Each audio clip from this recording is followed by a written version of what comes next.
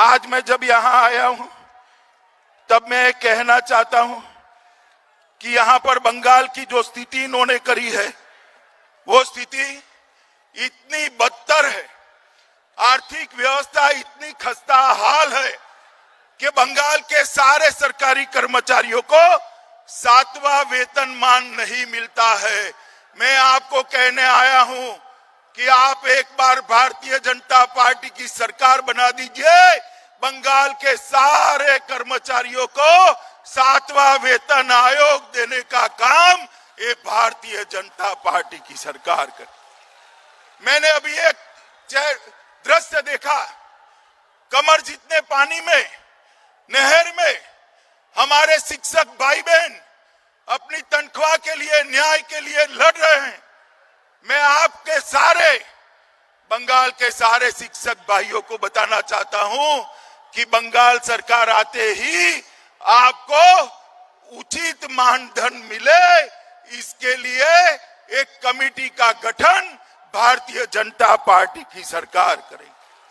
सरकारी नौकरियों में इतनी सारी माताएं बहनें बैठी हैं, सरकारी नौकरियों में 33% से ज्यादा आरक्षण भारतीय जनता पार्टी की सरकार बंगाल में देगी।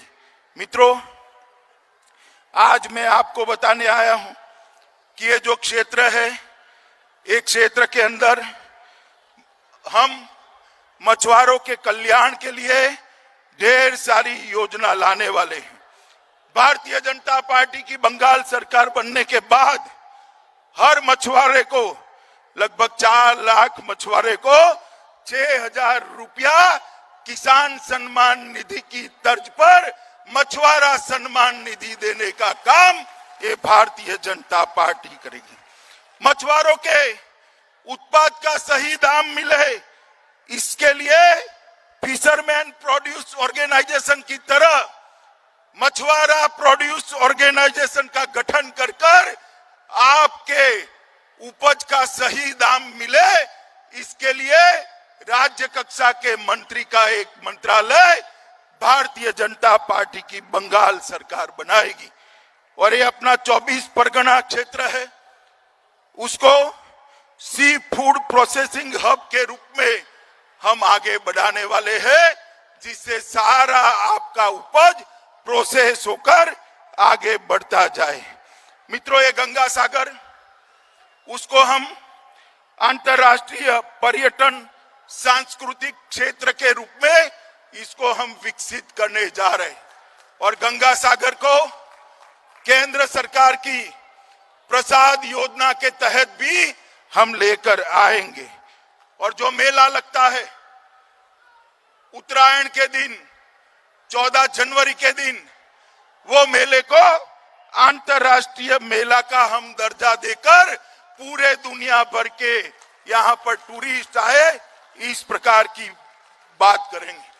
मित्रों, ममता दीदी ने कहा था कि हम मत्स्य न्याय लागू करेंगे। मैं उनको पूछना चाहता हूं कि मत्स्य न्याय तो नहीं हुआ, आपकी सिंडिकेट मछुआरा भाइयों की मछली खा लेती है, उससे कम 10 साल में बचाने का आप काम करती। इन्होंने कुछ महीनों के लिए बहुत सारी योजनाएं डिक्लेयर की, मगर कुछ नहीं हुआ।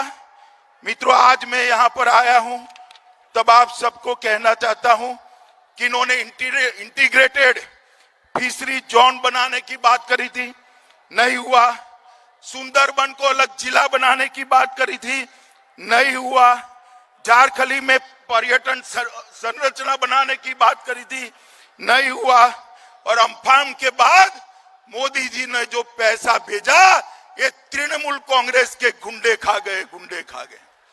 मैं आज यहां आप सबको कहकर जाता हूं, भाजपा की सरकार बनने के साथ ही अम्फान के अंदर जो भ्रष्टाचार हुआ है, उसके लिए उच्च स्तरीय जांच कर आपका पैसा खाने वाले सारे लोगों को जेल के हवाले करेंगे। मित्रों, मोदी जी ने 3500 करोड़ रुपया भेजा, मगर कुछ नहीं हुआ।